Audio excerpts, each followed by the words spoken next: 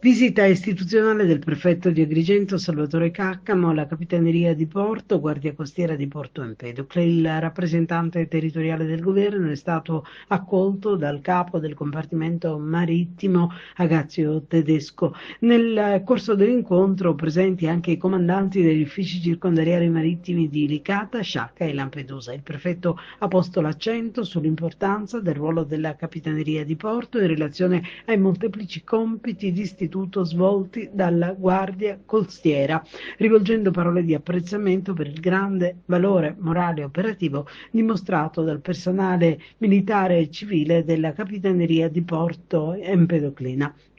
Il prefetto ha visitato l'area comando, la nuova sala dedicata allo svolgimento delle patenti nautiche e la sala operativa, prendendo visione dei sistemi in uso per il monitoraggio del traffico navale e della gestione delle emergenze in mare. La visita si è conclusa con la consegna del crest del comando e la firma del diario storico della Capitaneria, dove il prefetto si è tra l'altro così espresso. Questa istituzione costituisce sicuramente una peculiarità che deve costantemente essere sempre più valorizzata, e ciò avviene senza dubbio alcuno grazie all'elevata capacità di pronto intervento e di altissima professionalità di questa istituzione.